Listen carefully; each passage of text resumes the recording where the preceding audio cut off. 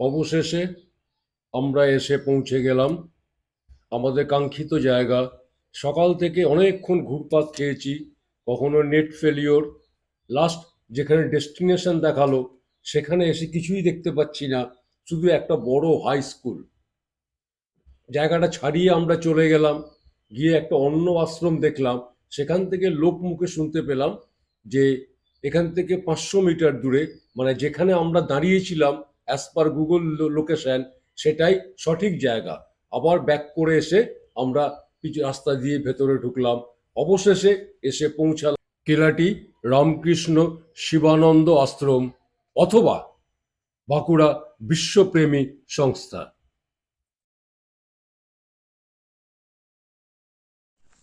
এই রাস্তা দিয়ে গেলে বগুড়া গ্রাম পড়বে, আর আশ্রমটা কেলাচির মধ্যে পড়ছে।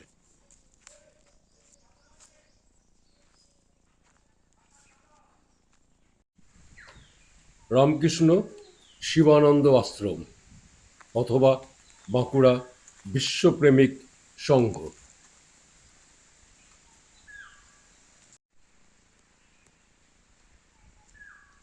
গাছটা কেমন সুন্দর আসছে দেখুন, বিশাল এলাকা, অনেকটা এরিয়া নিয়ে।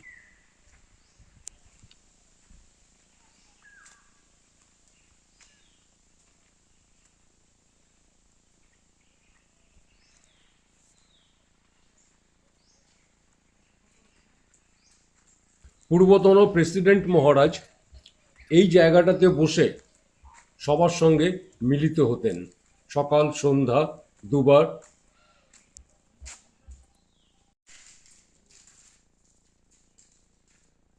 কেলাটি আশ্রমের জগন্নাথ মন্দির।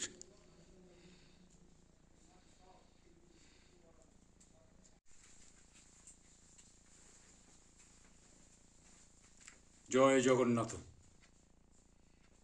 আদি মন্দির এটাই, কেলাটি।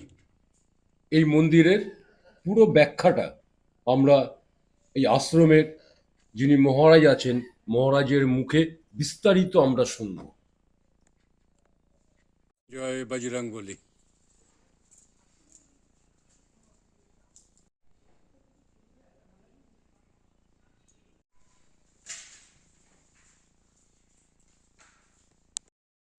প্রতিষ্ঠাতা মহারাজের সমাধি, সমাধি মন্দির, কেলাটি শিবানন্দ আশ্রম। ব্রহ্মত্ববাদের একটাই শব্দ, চরম শব্দ, ও।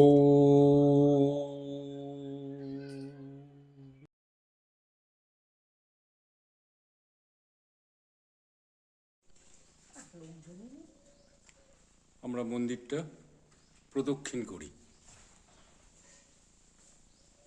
অনেকটা জায়গা নিয়ে ছড়িয়ে ছিটিয়ে আশ্রমের এলাকা, বিভিন্ন রকমের চাষবাস, শাকসবজি, ফল এখানে এদের বাগানে চারিদিকে ছড়িয়ে ছিটিয়ে আছে।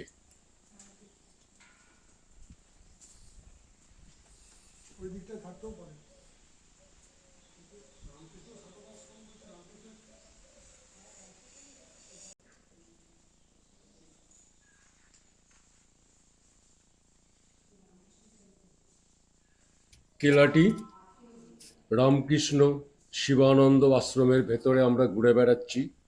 ঘুরতে ঘুরতে মাতৃমন্দিরে প্রবেশ করেছি। মাতৃমন্দির, কেলাটি রামকৃষ্ণ মিশন। মা শারদা এখানে দেবী দুর্গা রূপে পূজিত হন।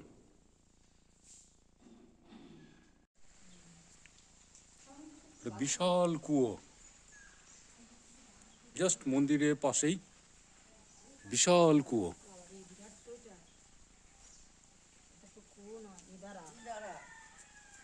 এ পোশাকি নাম বলে ইদারা।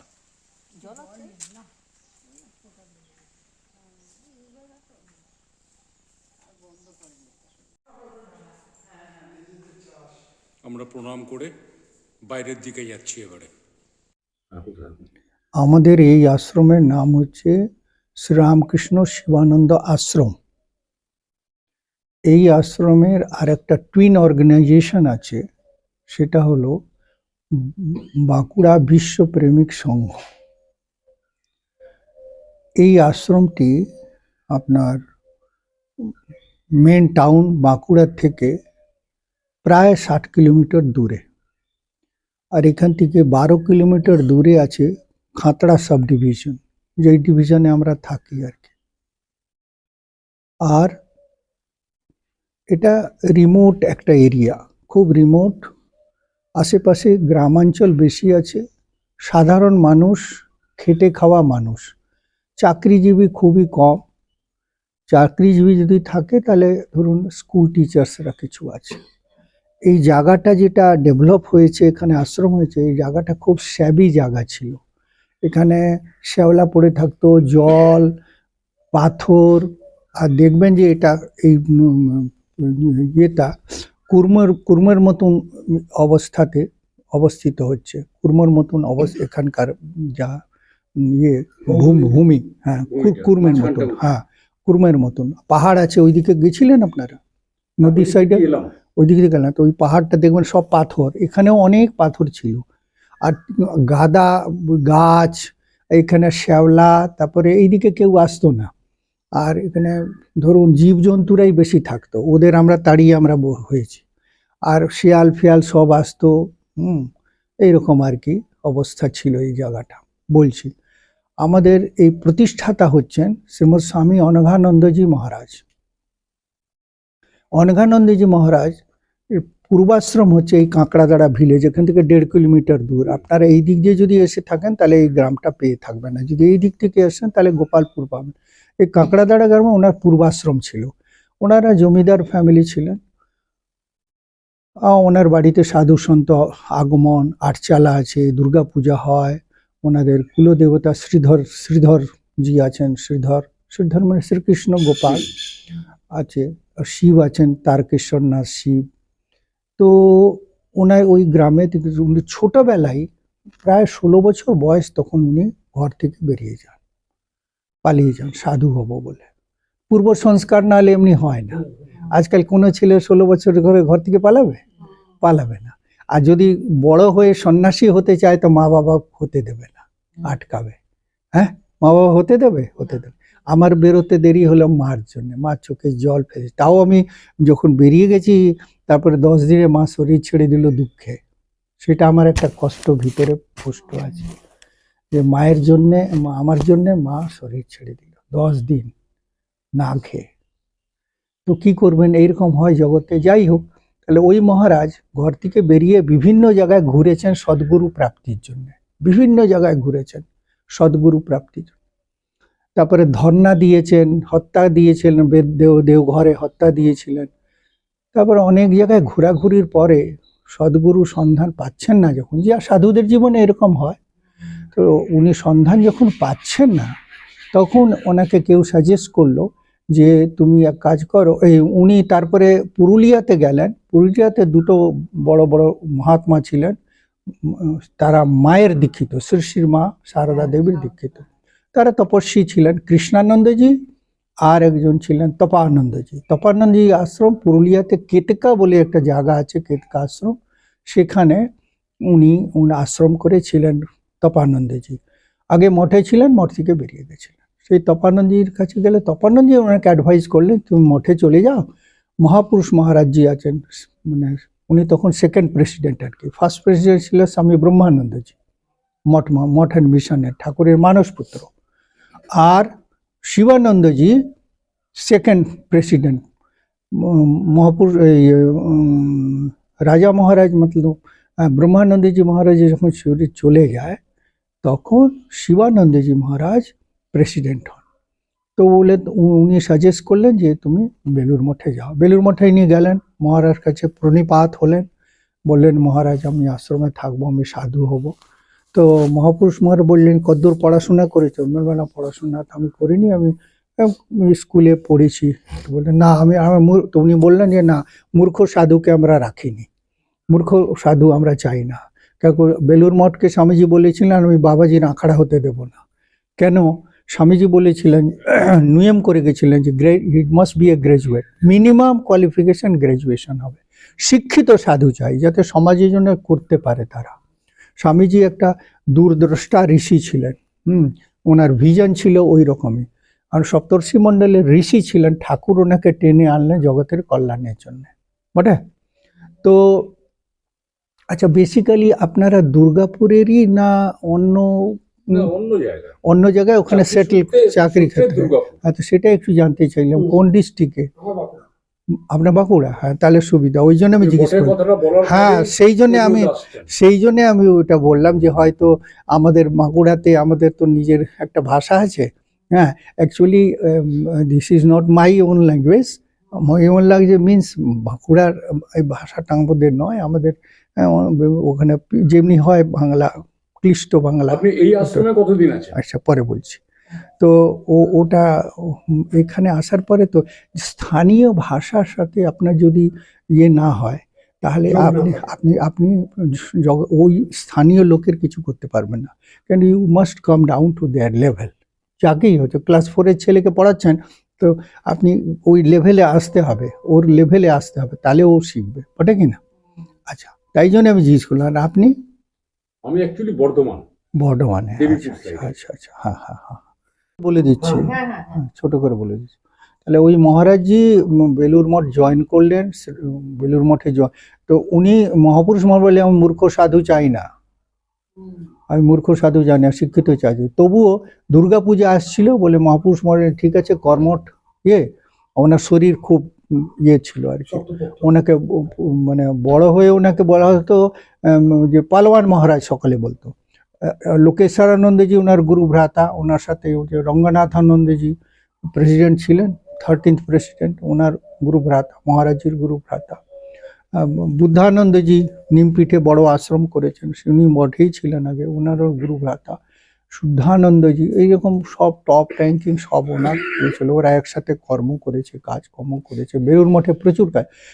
আশ্চর্য হবেন, উনি অ্যাকচুয়ালি বেসিক্যালি উনি চাষবাস, এইগুলো গ্রামের তো চাষবাসই বেশি হয়, তো উনি বেলুর মঠে একবার 100 কফি গাছ লাগিয়েছিলেন, 1 লক্ষ।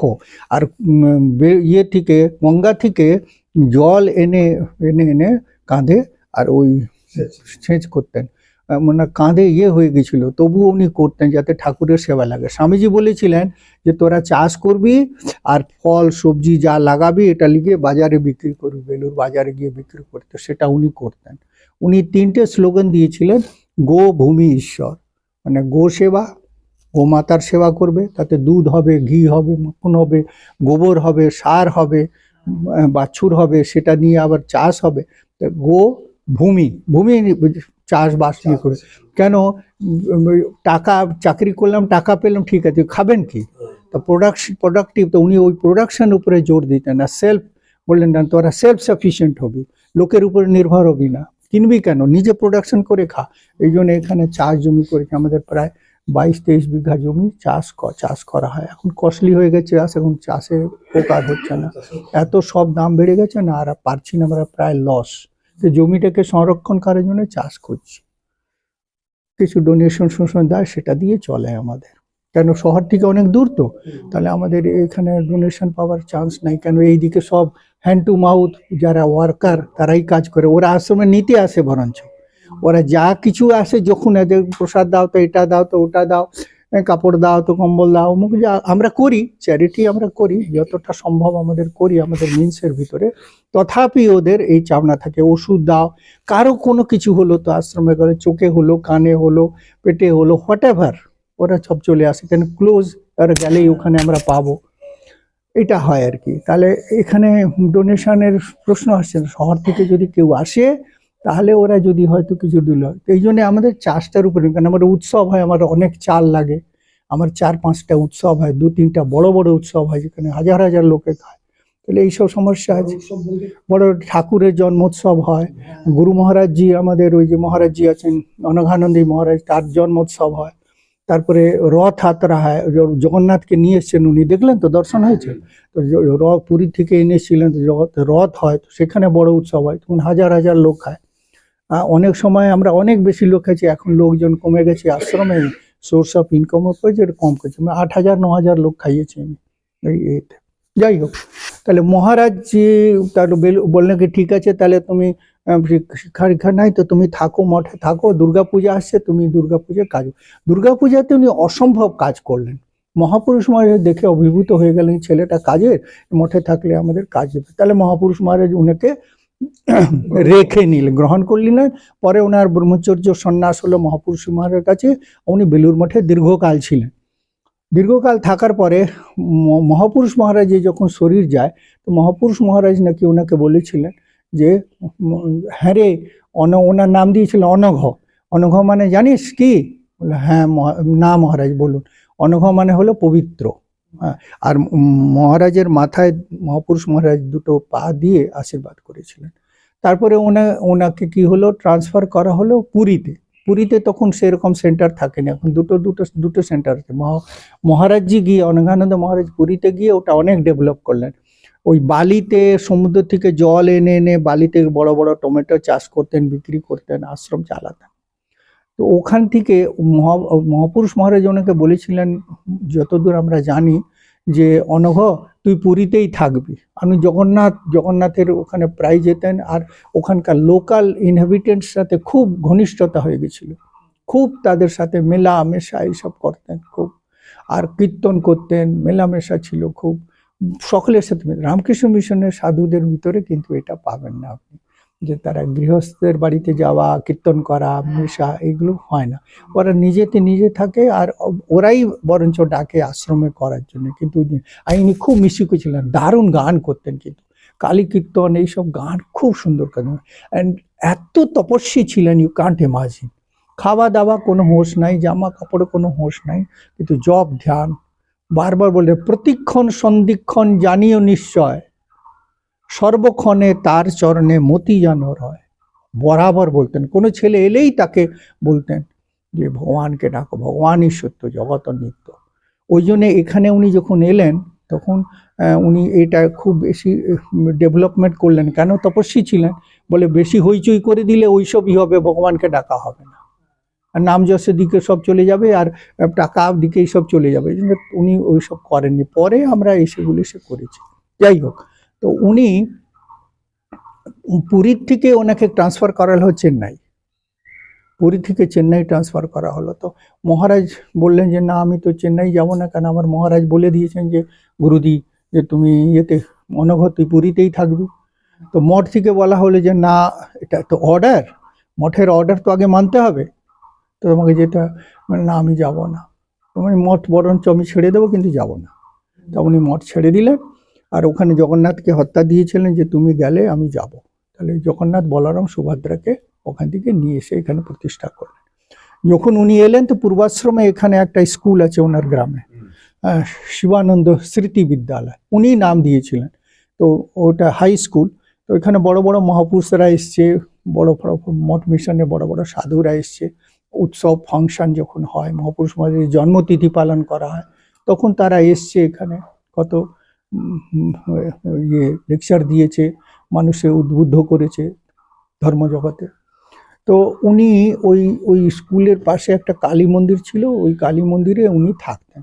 আর খাওয়া ঘর থেকে ওরা ভিক্ষা দিয়ে দিত, আর নাহলে অন্য কেউ ভিক্ষা দিলেও খেতেন। তারপরে এই জমিটা উনি ভাবলেন যে এরকম করলে হবে না, তাকে কিছু করতে হবে। আর তখন পয়সা অভাব, মহারাজ কোথায় পাবেন, সন্ন্যাসী কোথায় পাবে। তখন এইদিকে একজন রাজা ছিলেন, তখন তো বড় বড় জমিদাররাই রাজা, এইদিকে জমিদার ছিলেন। ওনার এই জমিটা ছিল খাল, খুব ডোবা খাল, বুঝতে পারলেন, পাথর, ডোবা খাল, গাছ ভর্তি একদম। আর সাপ, অসংখ্য সাপ, এখনো বেরোয় প্রচুর সাপ, কিন্তু মায়ের কৃপাতে কাউকে এখন অব্দি কামড়ায়। সাপের গায়ে পাও দিয়েছে এরা, কিন্তু কামড়ায়নি। জগন্নাথের অসীম কৃপা, ওনার তপস্যার ফল। তারপরে উনি তখনকার দিনে একজন থেকে 1200 টাকা লোন নিয়ে এই 1200 টাকায় এটা কিনলেন। এটাকে ধীরে ধীরে ডেভেলপ হলো। এই ধীরে ধীরে ধীরে উনি ডেভেলপ করলেন, তো কিচ্ছু থাকেনি। ওই জগন্নাথ মন্দির দেখলে এটা তো সংস্কার করানো এখন দেখছেন, যখন আগে দেখতেন না এখানে আপনি সন্ধ্যা হতে হতে ভয় লাগতো, আপনার সন্ধ্যা থাকতেই পারতেন না, আপনি সন্ধ্যা বলে শিয়াল ফিয়াল সব চলে আসতো। তো ওই জগন্নাথের দেখলেন গুহার মতন করা আছে, তো উনি এই স্থানীয় লোকগুলোকে নিয়ে নদী থেকে পাথর এনে গাড়া গাঁথনি করে জগন্নাথের মন্দিরটা করলেন।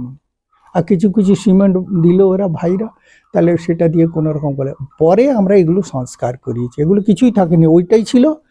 আর ওই যে রান্নাঘরের ওখানে ওটা একটা ছোট্ট করে দিয়েছিল মহারাজকে থাকার জন্য, ব্যাস, আর কিচ্ছু নাই। Nothing of this short, all এটা গাছ ফাছ পালা ফালা এইসব ছিল। তো যাই হোক, তো এইরকম ছিল। পরে ওই এই স্বামী প্রশান্তানন্দজি, ওনার প্রধান শিষ্য স্বামী প্রশান্তানন্দজি, ওনার সাথে ওনার দেখা, তো মহারাজ প্রশান্তানন্দজিকে এখানে নিজের উত্তরাধিকারী হিসাবে নিযুক্ত করলেন, সেকেন্ড ইন কমান্ড উনি এলেন। তো উনি এসে কিছু কিছু কিছু কিছু কিছু ডেভেলপমেন্ট কাজ শুরু হলো।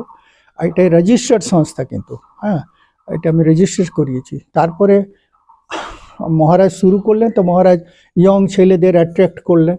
হ্যাঁ, তো অনেক শিক্ষিত ছেলেরা, প্রফেসর, স্কুল টিচার্স, ইন্টেলেকচুয়ালস আর অ্যাডমিনিস্ট্রেটার্স, এরা ইয়ং ছেলেরা কিছু কিছু মহারাজের কাছে আসতে শুরু করলো। তার মধ্যে আমিও পড়ি। বেসিক্যালি আমি রাঁচিতে পড়াশোনা করেছি, Saint Xavier's and Saint John's. তারপরে মহারাজজি 3বার রাঁচি গিয়েছিলেন, তারপর দেখা হয়েছিল আমার সাথে, তারপরে ঠাকুরমার থেকে আমাকে চেয়ে নিয়েছিলেন। যাই হোক, সেটা পরে ইতিহাস, সেটা ওটাও যাচ্ছি না। তারপরে এখানে আমি 1977-এ প্রথম আসি এখানে। সেটাও আসা একটা মানে মিরাকুলাসলি আমার আসে। পূর্বাশ্রমে বাড়ি বলতে নাই, সন্ন্যাসীদের ওগুলো জিজ্ঞেস করতে নেই, বলতে নেই, অপরাধ হয়, শাস্ত্র নিষিদ্ধ আছে। সন্ন্যাসের পরে আর কোনো কথা না, ওটা বললে খারাপ, ওটা পাপ হয়।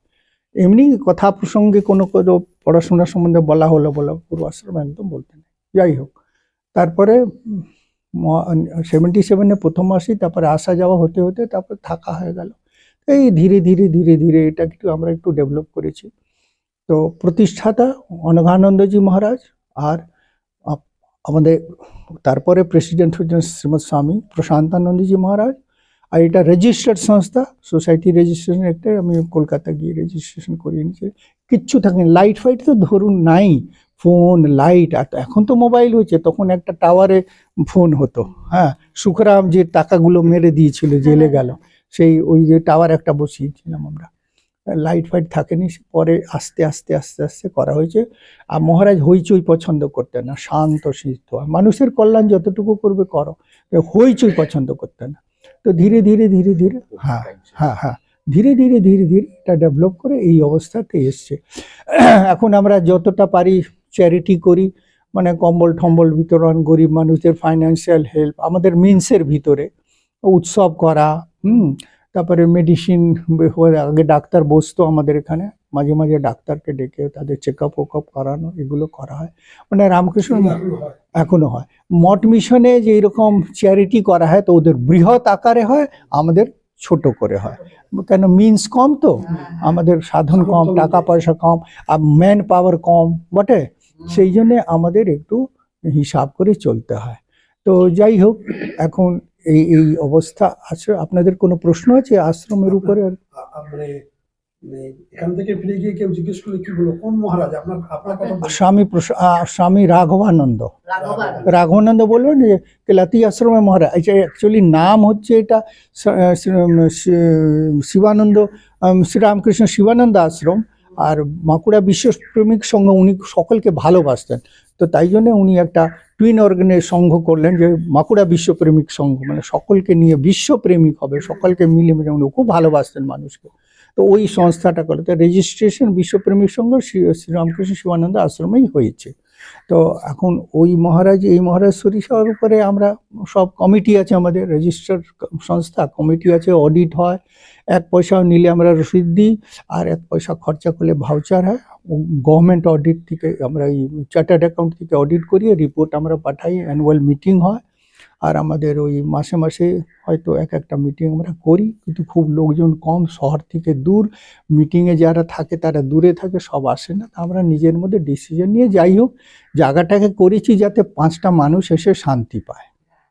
আমাদের জীবন স্যাক্রিফাইস এই জন্য যে 5টা লোক এসে শান্তি পায়। আপনাদের এই প্রতিষ্ঠানের প্রধান কার্যালয় এটাই আমাদের সেন্টার নাই, এটাই চালাতে পারছি না, কেন লোকজন নাই। আজকাল তো সেরকম আসে না। মঠ মিশনে জয়েন করে ওখানে ঐশ্বর্য আছে, এখানে তো খাটতে হবে আপনাকে, ঐশ্বর্য বলে না। একটা সময় ছিল এমন, যখন আমি এসছি প্রথম তাহলে ধরুন দুবেলা ঠিক মতন খেতে পেতাম না। কেন? পাওয়ার আশা করে এখানে আসা যাবে না। হ্যাঁ, এখানে দিতে পারেন তাহলেই আসবেন। বুঝতে পারলাম না। মানে বলছি যে পাওয়ার আশা করে আসা যাবে না। না ওটা সাধু জীবন যদি হয় তো পাওয়ার আশা তো করাই তো অপরাধ হয়ে গেল। আপনি সাধু জীবন মানে ত্যাগের জীবন হবে। আপনি না খেয়ে লোককে খাওয়াবেন, না নিজে পরে অপরকে দেবেন, হ্যাঁ, আপনার কষ্ট করে মানুষের সেবা করবেন, তবে তো হলো। ওটা তো পাওয়ার কিছু নাই, বরঞ্চ দেওয়া আছে। শরীর পাত হয়ে রোগ জ্বালা, এই দেখুন আমরা এখানে পড়ে আছি, শরীর খারাপ। এখন ধরুন এখান থেকে শহর হচ্ছে 60 কিলোমিটার, ওখানে ডাক্তাররা বসে। আর এখানে সব খাতড়াতেও মানে সবসময় সেই রকম স্পেশালিস্ট বসেন না, নর্মাল ডাক্তার। এখন রাত্রিবেলা যদি কারো হার্ট অ্যাটাক হয়, তা জগন্নাথ ছাড়া আমাদের কেউ নেই, চাঞ্জল ছাড়া কিছু নেই। সকাল হলে আর গাড়ি পাওয়া মুশকিল, তো কেউ গাড়ি যদি আমাদের একটা গুরু ভাই এইরকম অ্যাক্সিডেন্ট হয়ে গেছিলো এখানে। ওই মিনি ট্র্যাক্টর আছে না আমাদের, হ্যাঁ, ওটা কি বলে, ওই যে হ্যাঁ হ্যান্ড ট্র্যাক্টর, হ্যাঁ পাওয়ার টিলার, ওই পাওয়ার টিলারটা করছিল, আর ও ব্যালেন্স হারিয়ে ওর গায়েই পড়ে গেল পাওয়ার টিলারটা। আর এখানে পুরো একটা ছিঁচে গেছিল, আর এত ব্লিডিং হয়েছে, আর কোনো রকম বাঁধা হলো, মাংসপেশি বেরিয়ে গেছিল, বাঁধা হলো কোনো রকম, বেঁধে ঠেদে যখন হসপিটালে নিয়ে যাবে গাড়ি পাওয়া যাচ্ছিল না, এত ব্লিডিং হয়েছে যে হসপিটাল গিয়ে শরীর চলে গেল। তা আমাদের এই অবস্থা। যাই হোক না, সব মিলেমিশে নিজেরাই করি, সব যারা আছে সকলে মিলেমিশে করি।